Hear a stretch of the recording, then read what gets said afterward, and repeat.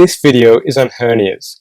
Hernias are defined as the protrusion of an organ out of the body cavity in which it normally lies. To understand the risk factors and pathophysiology of hernias, it is important to really think about the definition. So if an organ is poking out of the body cavity, it can broadly mean two things.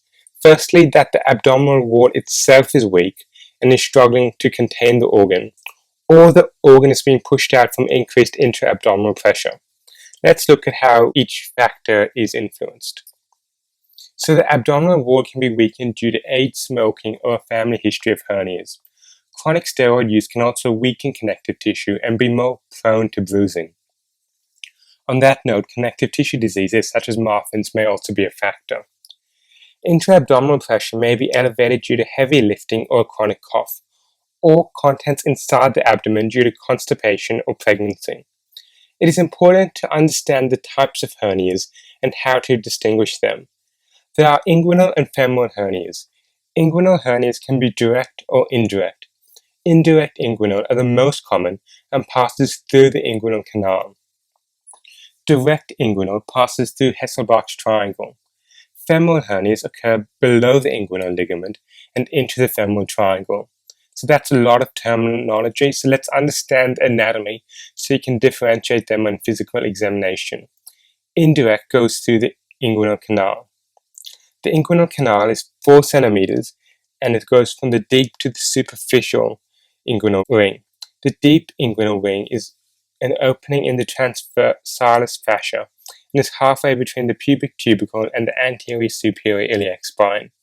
The superior inguinal ring is superior to the pubic tubercle.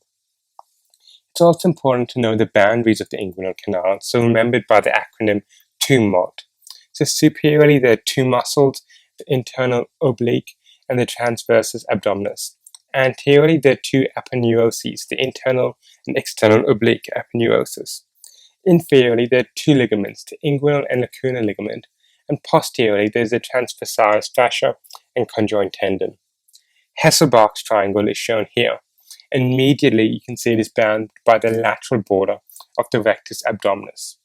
Laterally, the inferior epigastric vessels, and so if the lump is medial to this, unlike in femoral vessels.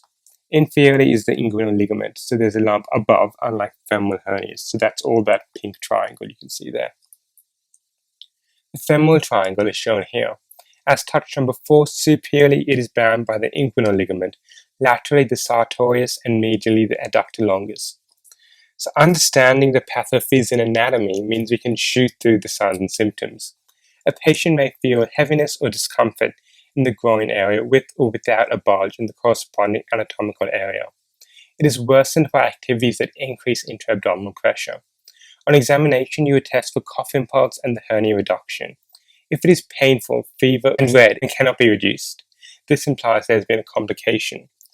The most important complication to know is incarcerated or strangulated hernias.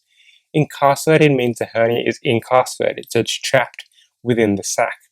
And this reduces venous and lymphatic flow, leading to ischemia and necrosis, and this is strangulation. Diagnosis is often a clinical diagnosis based on history and examination. An ultrasound can be done if it is unclear or to identify complications.